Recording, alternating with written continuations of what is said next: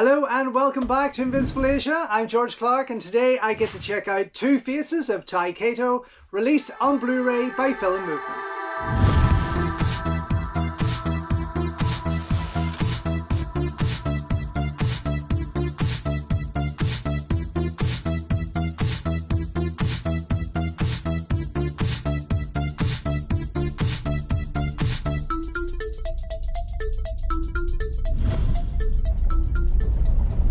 Don't forget folks, before we go any further, if you haven't already, please subscribe to the channel, like the video, ring the bell and all that jibber jabber, and thank you very much for supporting Invincible Asia. So this is a bit of a belated look at this Film Movement Blu-ray release that I picked up through Vinegar Syndrome and their partner labels. I've got a few from the Film Movement and I'm very happy with them, but I was really excited to pick this up because of this stunning artwork by Japanese artist Pochi Min. I really love what he's done with this. It is absolutely gorgeous. I have no idea about the movies. Tai Kato I only know as the director of like the Red Peony trilogy, things like that, which was also put out by these guys and also by Eureka Video. You can go back and check out my unboxing for both. I do believe I picked up both. But yeah, gorgeously done. Very colourful, very exciting, and really gets me interested in what to expect from these late 60s kind of Yakuza gangster movies there. By a Man's Face Shall You Know Him and I the Executioner. But yeah, not really knowing what's going on here. This is a fresh watch for me, a first time watch, but let's get stuck in and see what is involved in this release from Film Movement. Now, Film Movement are an interesting label. They really like to look after their titles. They put out some incredible pieces there, of course, but they don't often lace them with too many special features. Saying that, what they do put on there is often very enjoyable. Let me just share this artwork with you once again because I feel I haven't done enough, and it is it is absolutely beautifully put together. And a gorgeous piece. Definitely one of my favorites from this Japanese artist. He's pretty incredible. And I'm excited to see what else he will be putting out there in the near future. So yes, the quote on the back from the Japanese Times: Kato raised stories of gangster revenge to dramatic heights. What have we got? The groundbreaking feature By a Man's Face Shall You Know Him from 1966 and I Executioner from 1968.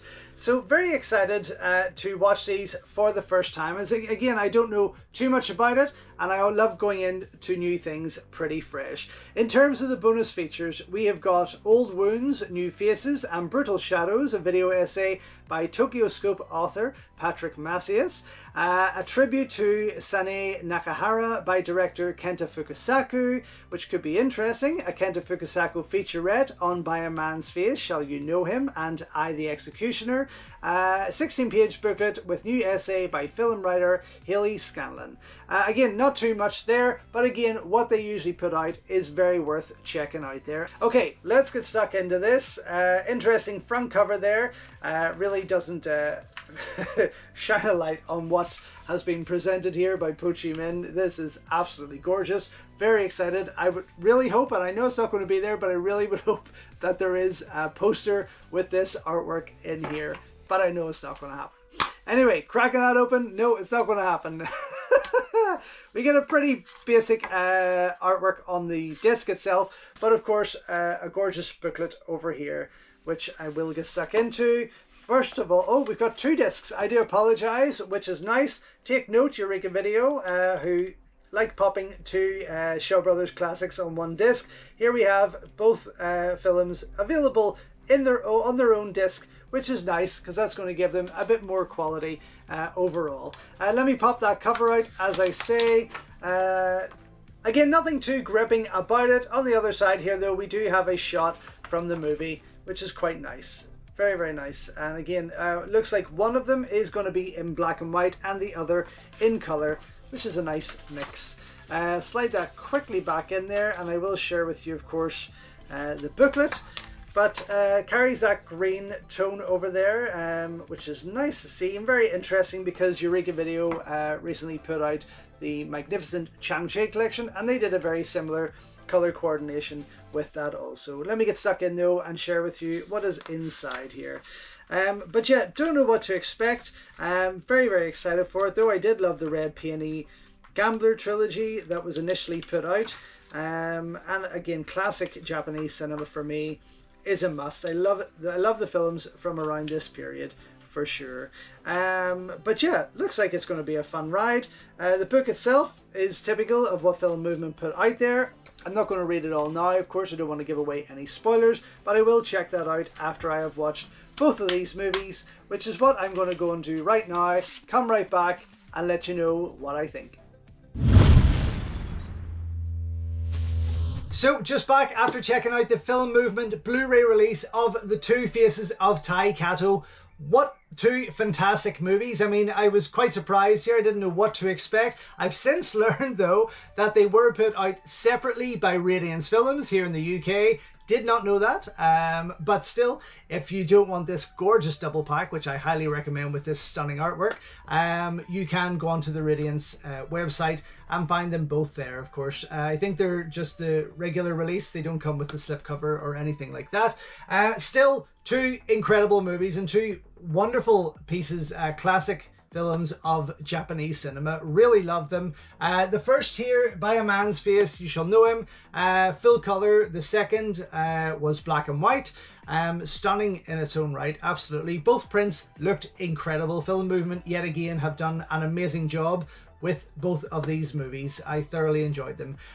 You have a featurette on this one called Old Wounds and New Faces, and this is a Patrick Massia video essay on the movie itself. Kind of ran for around 9 minutes, just slightly over 9 minutes in length, but what an insightful piece towards both the director, the stars of it, and the movie itself. Definitely well worth checking out there to kind of give you a wee bit more background and information on the movie itself. On top of that, you have Kenta Fukasaku, and I couldn't really correlate the connection here, but now I know.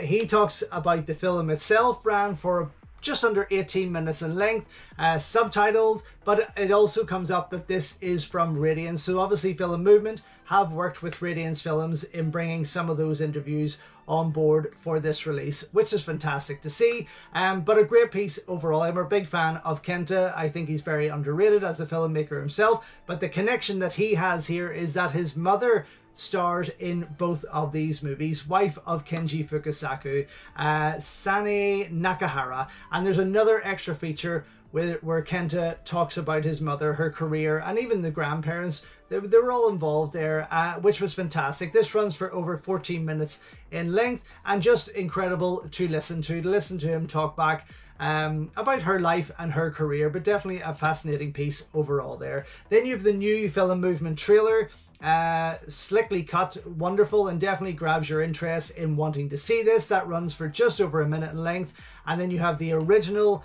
theatrical trailer that ran for just over 3 minutes, HD presented.